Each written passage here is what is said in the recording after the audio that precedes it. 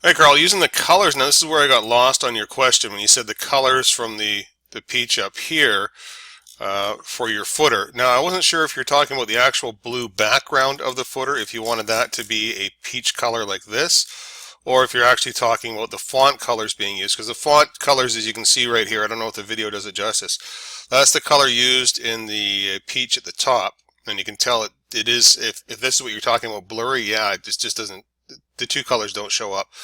I can make it a lighter one, but all you'd have to do at that place, if you want to change the colors in the footer, go to your site styles, and then your font colors, and go down to the section 148 right down here to the footer section. And the color I'm using is F2, right? And this is actually where you'd have to just hit the thing, use the color picker right here, and then you can sort of, choose a light color like this, maybe using the color picker. Change these two to start with, and then see what's going to really stand out. That might be better right there.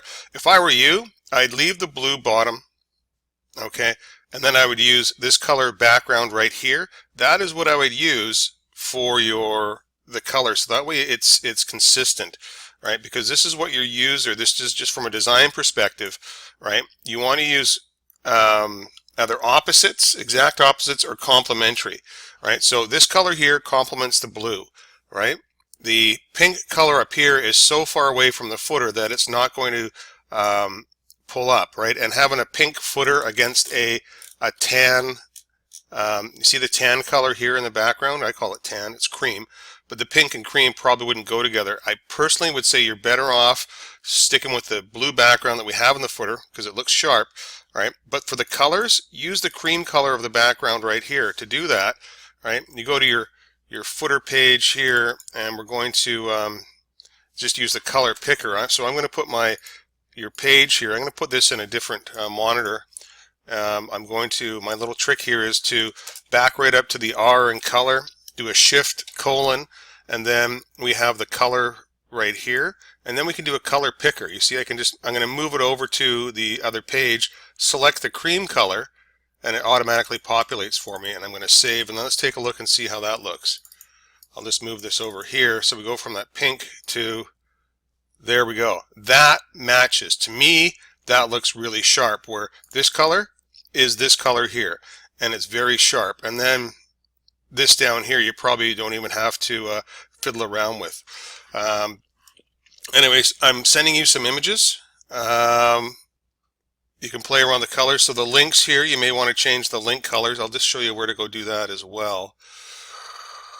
That is the footer active. Okay, so same place, it's right down here, this color right here. Okay, so copy this in over here. All right, tell you what, I'll send you this color right here in the ticket, and you can copy and paste it in. Oh, I got to save the page. Did I not save it? No, I didn't. Yeah. And there you go. Okay. So that's it there. Now these things here, I wasn't sure you were talking. This is probably what you were talking about, changing the color to. Tell you what, I'll change the color to see if I can match this up here without blowing it. So I'm going to put the video on pause and see what I can do for you. Okay, so what we'll do here is I'll brighten these up like so. So when you hover over, you see the color here, it now matches up here, and then it looks more like it's part of the flow, because they are, right, sort of designed to, they're not blurry, they're actually faded out. I'll show you where you can change that if you want to. If you don't like the fade effect, you go to the site, special functions, JS. I'll send you those icons. I'll send you these updated icons here and a separate zip file as well. Okay.